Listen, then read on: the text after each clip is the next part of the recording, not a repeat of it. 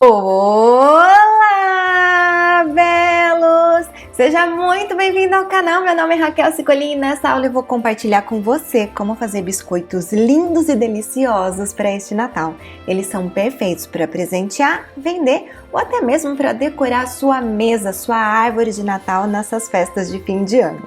A gente prepara a massa com pelo menos 8 horas de antecedência. Ela vai ficar mais macia, mais maleável e ainda mais gostosa, mais saborosa, e isso facilita muito na hora de modelar os biscoitos. Então, se organize! Para esta receita a gente precisa de poucos ingredientes. Você pode preparar a massa no processador, no liquidificador em 5 minutinhos, ou utilizando uma tigela e uma espátula.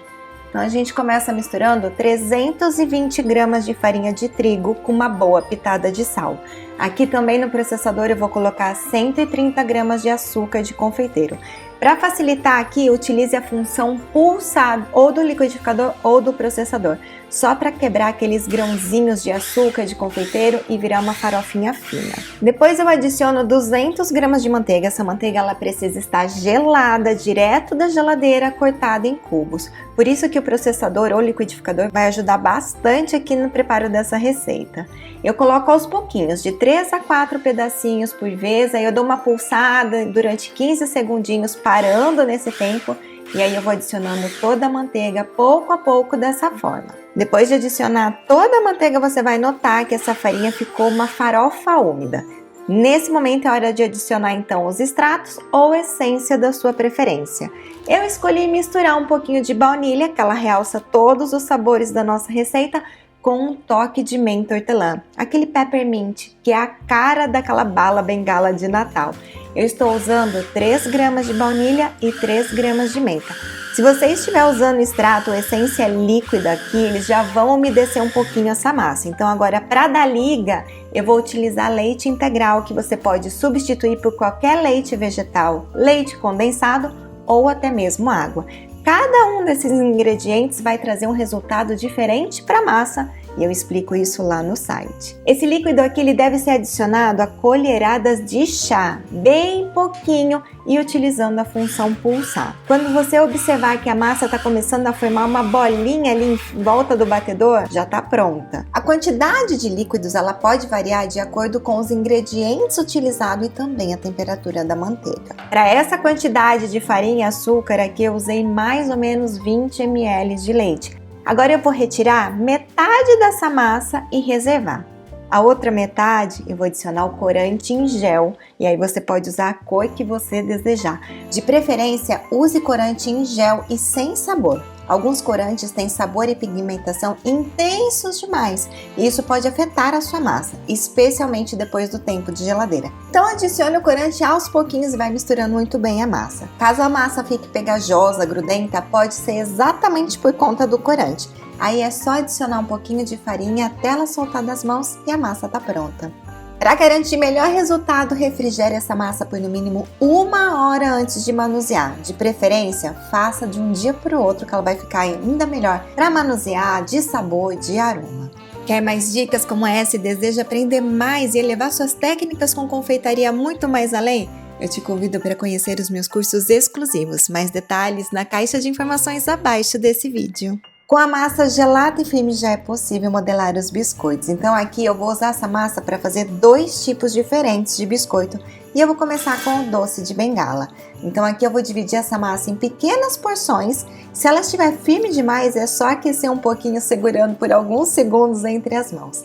Para fazer a bengala, então agora enrola essa massa sobre a bancada, abrindo como se fosse um cordão com pelo menos 1 centímetro de diâmetro. Claro que aqui você pode fazer em diferentes espessuras, do jeito que você desejar. Deixe as 2 massinhas com mais ou menos o mesmo tamanho, agora é só entrelaçando elas com jeitinho. Se rachar não tem problema, é só alisar que ela já volta aí a ficar bonitinha de novo. Trabalhar com porções menores é mais fácil e a gente não acaba aquecendo a massa e alterando a temperatura da manteiga, que também vai alterar o resultado. Quando a gente entrelaça os 2 cordões de massinha, a gente cria um efeito relevo. Agora, se você preferir a massa marmorizada, é só juntar um pedacinho das 2 massas, amassar um pouquinho e enrolar o cordão novamente. Pronto, ela já fica com uma textura marmorizada e linda. Assim que modelar os biscoitos, já coloque direto numa assadeira forrada com papel manteiga.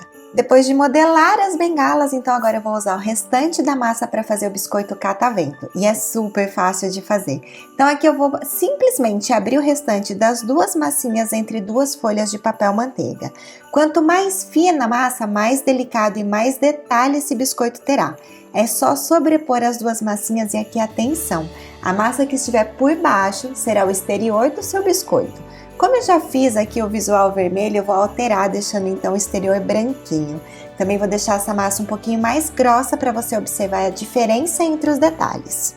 Eu gosto de passar o rolo de massa sobre elas apenas para fixar uma massa na outra. Depois é só enrolando, como se fosse um rocambole, pressionando e virando com cuidado até enrolar a massinha toda e tá pronta. Se a massa estiver macia demais, é só voltar para a geladeira por 10 minutinhos. Enquanto essa massa ainda está maleável, eu gosto de passar pelo açúcar cristal. Se você preferir, faça isso utilizando o açúcar colorido, pode ser verde, vermelho, que vai ficar muito lindo e vai criar um efeito mais crocante e brilhante nesse biscoito. Agora essa massa precisa gelar por mais ou menos uns 30 minutinhos para facilitar na hora de cortar. E aí é só cortar então na espessura desejada. O meu tem mais ou menos meio centímetro de espessura. Essa massa ela também pode ser utilizada para biscoitos de corte utilizando cortadores.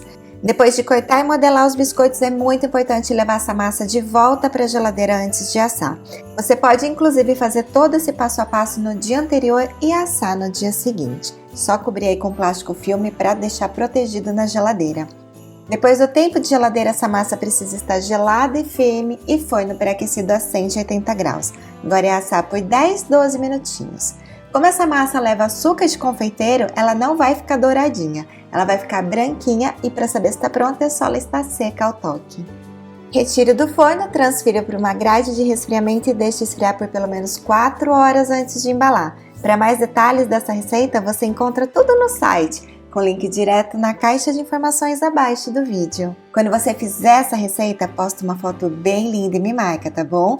Não esqueça de se inscrever, ativar o sininho e, claro, me acompanhe também lá pelo Instagram. Obrigada e eu te vejo no próximo vídeo. Tchau!